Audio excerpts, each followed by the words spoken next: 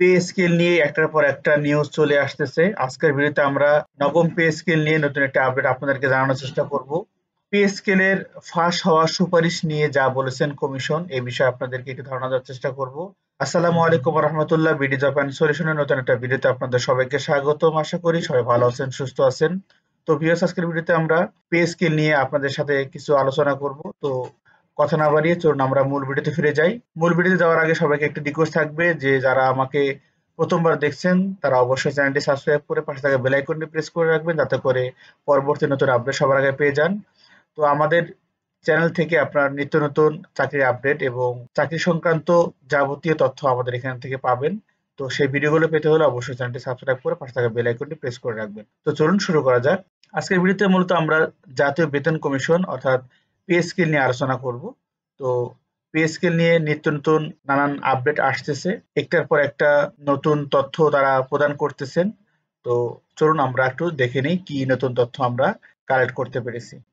সরকারের সঙ্গে সংযুক্ত বিভিন্ন প্রতিষ্ঠানের কর্মকর্তা-কর্মচারীদের বেতন ভাতা বৃদ্ধির জন্য কাজ করছে জাতীয় বেতন কমিশন। এর মাঝেই সামাজিক যোগাযোগ মাধ্যমে নতুন পে স্কেল নিয়ে ১৫ পৃষ্ঠার একটি সুপারিশপত্র ছড়িয়ে পড়েছে। তবে এই সুপারিশকে ভুয়া বলে জানিয়েছেন পে কমিশন।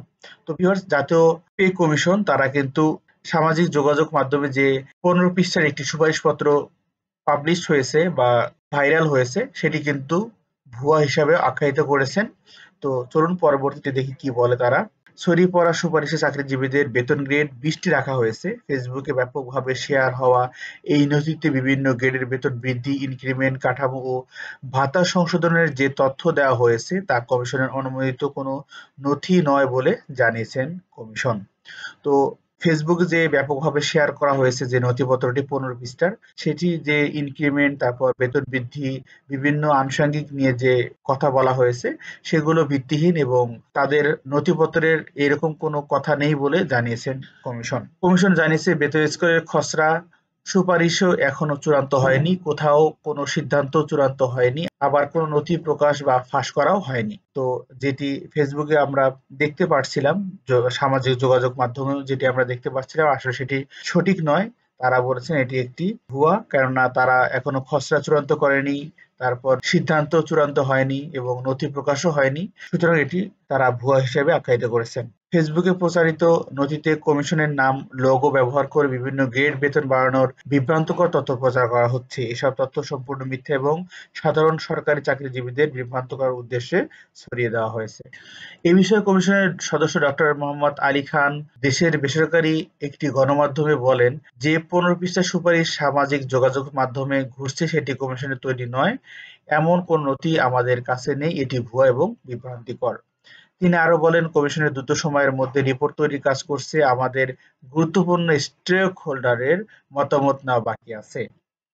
আগামী সোমবার কমিশনের সঙ্গে সচিবদের সভা রয়েছে, ফলে যে সুপারিশ ছড়িয়ে পড়ছে সেটি একটি ভুয়া। এদিকে আগামীতে জাতীয় নির্বাচনের পর নতুন সরকার এলে এটি বাস্তবায়ন করবেন বলে ইঙ্গিত দিয়েছেন অন্তর্বর্তীকালীন সরকারের অর্থ উপদেষ্টা। উপদেষ্টার এমন মন্তব্য ভালোভাবে নেননি সরকারি কর্মকর্তা-কর্মচারীরা। সরকারি কর্মকর্তা-কর্মচারীরা চেয়েছিলেন যে এই অন্তর্বর্তীকালীন সরকারই যেন তাদের এই নবম পে স্কেলটি চূড়ান্ত করেন। কিন্তু অর্থ উপদেষ্টা বলেছেন যে আগামীতে নির্বাচিত যে সরকার আসবেন তারাই এটি বাস্তবায়ন করবেন। তাই আগামী ১৫ ডিসেম্বরের মধ্যে এই বিষয়ে পদক্ষেপ না নিয়ে আন্দোলনে যাওয়ার ঘোষণা দিয়ে রেখেছেন তারা। ফলে বিষয়টি নিয়ে নতুন করে জটিলতাও তৈরি হয়েছে। তো ভিউয়ার্স, এই ছিল পে কমিশন অর্থাৎ নবম পে স্কেলের যাবতীয় তথ্য। তো এখানে আমরা যেটি মোটা দাগে জানতে পারলাম সেটি হচ্ছে সামাজিক যোগাযোগ মাধ্যমে যেটি ভাইরাল হয়েছে সেই নথিপত্রটি আসলে সঠিক নয়, সেটি একটি ভুয়া বলেও তারা আখ্যায়িত করেছেন। কেননা তাদের যে নথি যে ছিল বা তাদের যে সিদ্ধান্ত সেগুলো এখনো চূড়ান্ত হয়নি, নথিপত্র প্রকাশ করা হয়নি। তাহলে যে ফেসবুকে বা সামাজিক যোগাযোগ মাধ্যমে যেটি প্রকাশ হয়েছে সেটি আসলে ভিত্তিহীন এবং ভুয়া। তারা বলেছেন যে তাদের কমিশনের লোগো এবং নাম ব্যবহার করে বেতন গ্রেডের একটি বিভ্রান্তিকর তথ্য প্রচার করা হয়েছে। আসলে এটি তাদের অফিসিয়ালি কোনো নথিপত্রের মধ্যে নাই।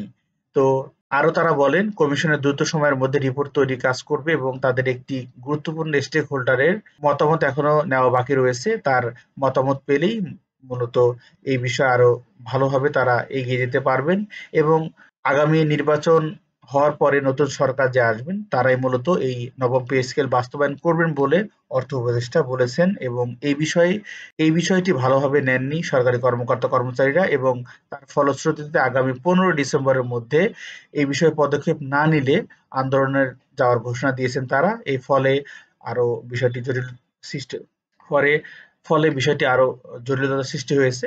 তো এই ছিল মোটা দাগে সর্বশেষ আপডেট। তো নতুন কোনো আপডেট পেতে হলে অবশ্যই চ্যানেলটি সাবস্ক্রাইব করবেন। সবাই ভালো থাকবেন, সুস্থ থাকবেন। নতুন আপডেট পেলে আপনাদের জানার চেষ্টা করব। আল্লাহ হাফেজ।